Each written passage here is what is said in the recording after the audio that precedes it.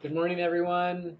Uh, Today I'm going to be talking a little bit about Mercury, right? So we're going to take a transmutational approach to Mercury, and this is going to be really fun. So I'm going to start off just by talking a little bit about my own Mercury and how that expresses uh, currently.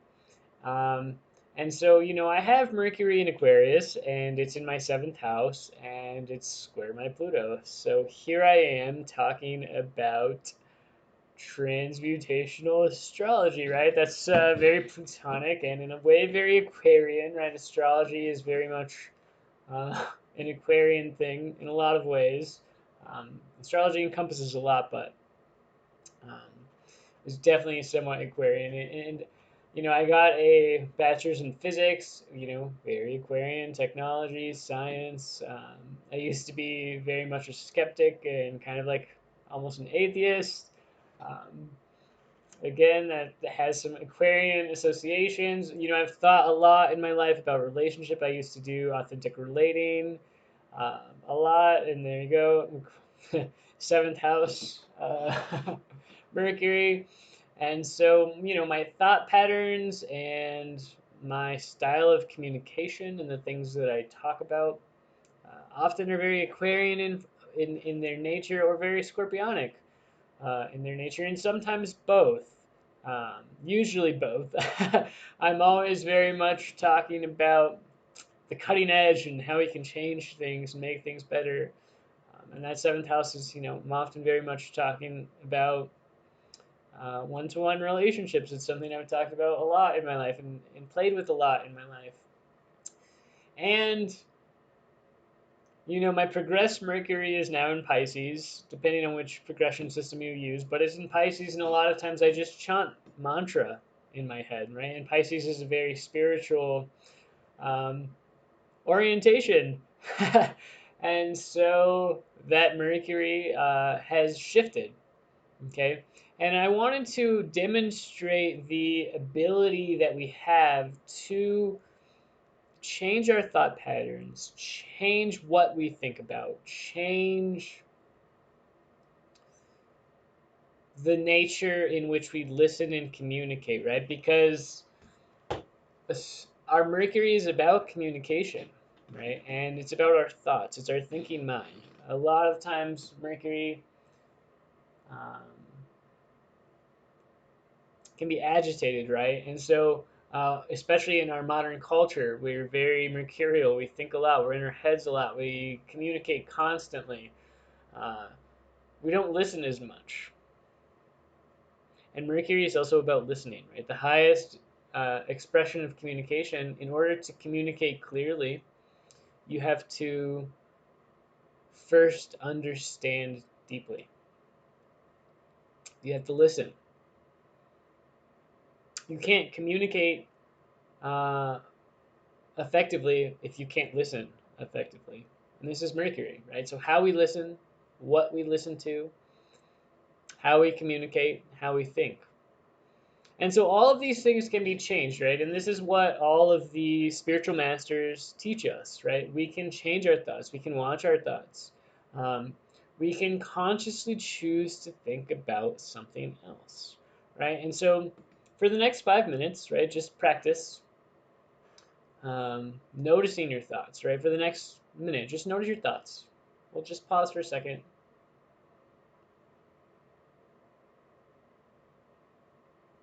And what did you notice your thoughts were, right? And now take a moment and think of something else. Think of the moon.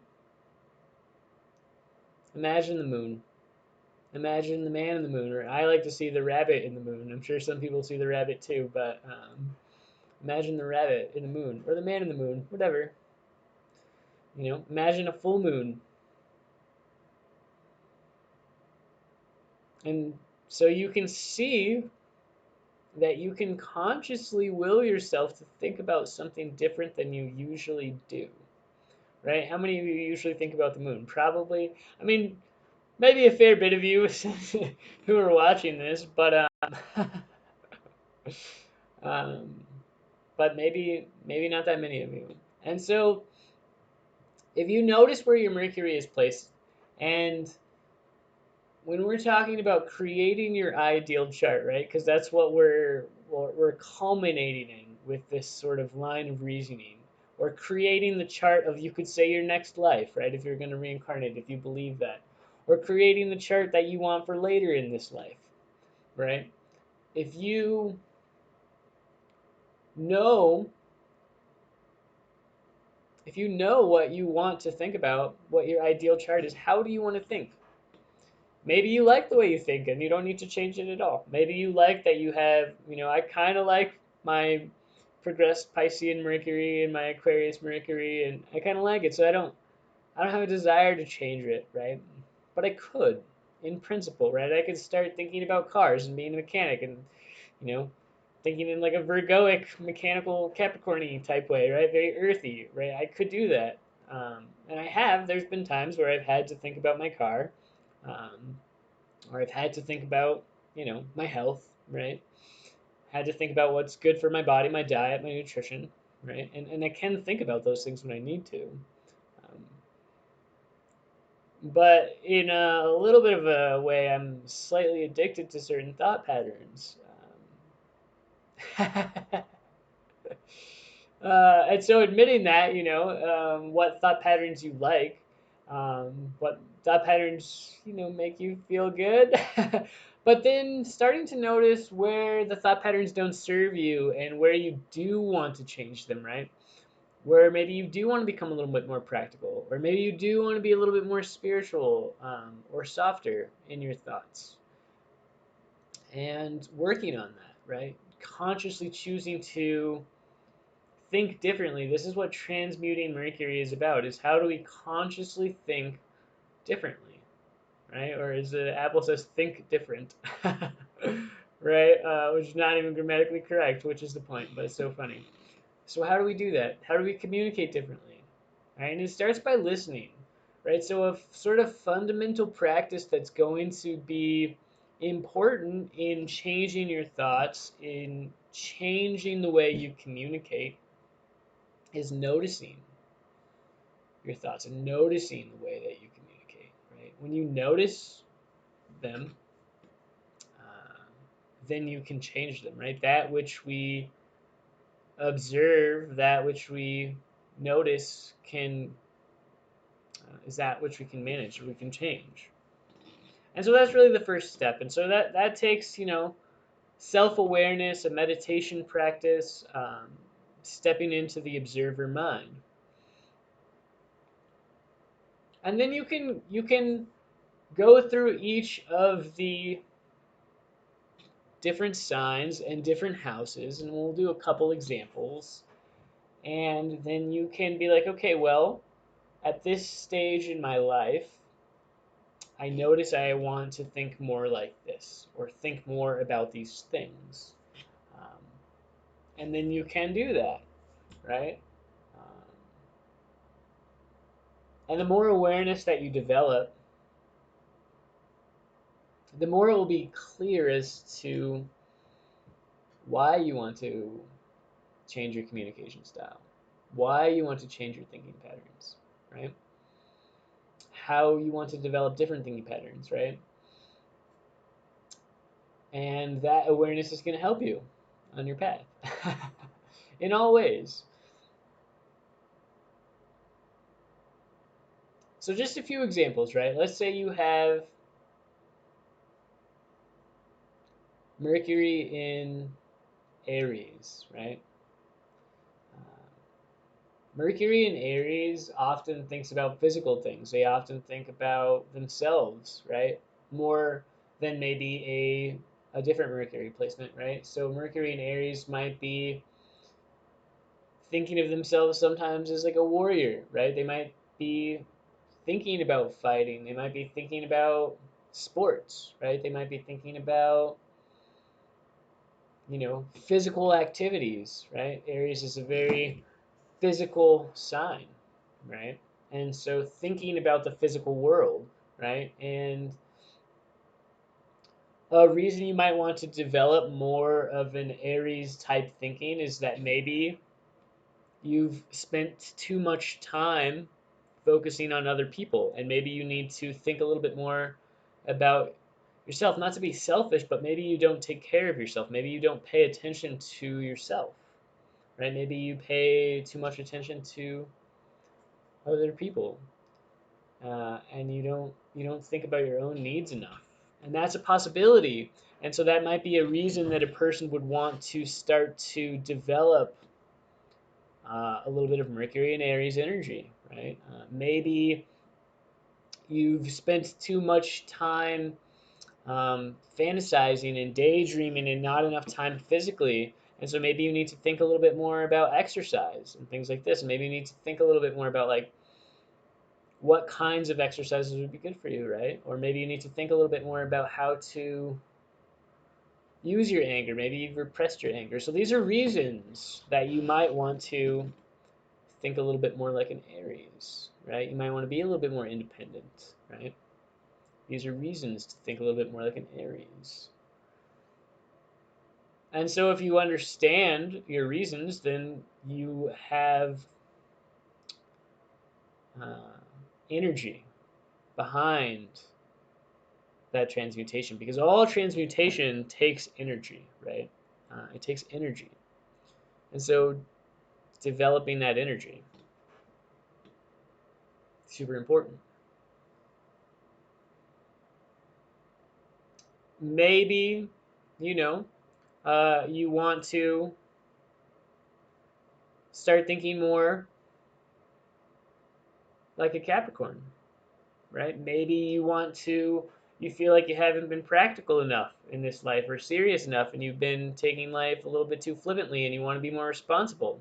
So maybe you want to start thinking about your responsibilities and how to get your life in order. And maybe you felt like you haven't had your life in order enough, and so like, what ways can I get my life in order, right? Maybe you want to start a business. Maybe you want to yeah, maybe you want to start a business. Maybe you want to make money, right? Maybe the practical aspects of life. Maybe you want to be more fatherly, right? Like maybe you want to be able to not have tough situations affect you emotionally, right? Maybe you want to be able to be a little bit more stoic, right? Capricorn is like a more stoic sign. And so maybe stoicism can help you a little bit, right? And so understanding, again, the motivations and the reasons for wanting to think more like a Capricorn. Maybe you want to communicate more like a Capricorn, right? Maybe you want to think more like a Cancer, right? Maybe you want more nurturing. Maybe you want to think more nurturing thoughts. Maybe you want to think about having a nice home and what would be comfortable, right? Maybe you don't have enough comfort in your life. Maybe your life has been hard and grim and tough up to this point, and maybe today you need a little comfort, and maybe you need a little mothering energy in your life, right? Maybe you can feel that in yourself today. And so maybe thinking about the ways that you can make your home nicer or to comfort yourself, right? Because sometimes we all need comfort. We all need to rest. We all need mom, right? Sometimes we all need mom or mom energy, right? Sometimes we just want mom, just hold me, right? Sometimes that's nice. And so maybe you want to think a little bit more like mom. Like, oh, what do I need today? What does this person need? Maybe you want to take care of those around you a little bit, you know? And that's nice if we all have a little bit more mom energy, right? We could all use that in the world, right? I know I could sometimes. um, maybe maybe you want a little more Pisces, right? Maybe you want to think more like a Pisces. You want to dream, have visions, be artistic, be creative, right? Be spiritual, be connected, swimming in the soup, in the flow, and just being like dreamy, right? Playing a beautiful instrument, just sort of getting you in that beautiful flow space that we all want to be in sometimes, that can really help us. to be in that space, to listen to a beautiful symphony. Or maybe you want to think more like a Pisces. So practicing dreaming and imagining, right? Just going out and daydreaming. Just spend the next day daydreaming and fantasizing, right? Or chanting mantra, right? Chanting mantra, Om, something like this. Spiritual thoughts, divine thoughts to lift us up, right? This is Pisces, expansive, dissolving, creative, imagination. Sometimes we all love Pisces, right? And you can see how you can do any of these, right? Any spot on the horoscope you can consciously think about. Any sign, you can start to think more like that sign with a little bit of effort in each moment. And it's not fixed that you have to think or communicate a certain way, right? It's never fixed. And that's what I'm really here to impart to you, is that you are a changing and evolving soul. And it's not fixed how you're going to change or evolve. It's not fixed. There's always choice and possibility in every moment, and it's just practice. So the first video we talked about the sun, and that's your will, and that's really the first one to develop, because once you develop your will, then you can move to exercise that will in this sort of different categories of your life, right? In the different sections, right? You can start to notice you have more of a comprehensive awareness of all of the signs and archetypes and how they think and how they communicate. Then you can start to understand the weaknesses of each and the strengths of each, and then you can begin to apply the strengths appropriately in whatever situation you find yourself in, right? And then any weaknesses that you may have, you can shore up by knowing the wheel, knowing the chart, right? And so it's good to practice a little bit of each of the energies, because then in any given situation, you're prepared with a lot more tools, right? And you can be dynamic and diverse and less fixed, right, as an entity, unless you want to be fixed as an entity and you want to have like a specific, this is my way and this is how I do it and I like this way. That's okay too. Like, you can do that, right? If that you find that is working for you, then by all means continue doing that. But if you want to change something that isn't working for you, then you can start to explore other ways of being, right? And this is transmutational astrology. And it starts with the fundamental basis that you are light. Okay? For those who haven't watched my other videos, you are light. You are consciousness. And this is a form that has karmic samsaras, which are just habit energies, either from this life or past lives. And you can change all of them, right? Every habit that you have can be changed. Every habit energy that you have can be changed. Just takes a little bit of time sometimes. Some of the habits are more pernicious than others. Some are deeper. Some are a little bit lighter and easier to change. Noticing which one is which. And many of you who watch this know that the times of the world, the light level is increasing, the frequency is increasing. The ability to change is much greater now than it has ever been in the history of the human race. And so this is why transmutational astrology is here. It's ready. It's ready to come out. People are ready to create their ideal birth chart and then begin to embody that. So start thinking, where do you want your Mercury placed in your chart? How do you want to think? How do you want to communicate? What area of your chart do you think it would be nicest in, right? And so then we're just going to practice creating the ideal chart. And then once you get past the ideal chart, then you start to see that your ideal chart might actually shift in moments and circumstances and contexts, and there isn't actually an ideal chart. There's just you in the moment, and then there's just tantra, right? Because then you're beyond the ideal chart. It's just ideal in the moment, and in each moment you can respond appropriately.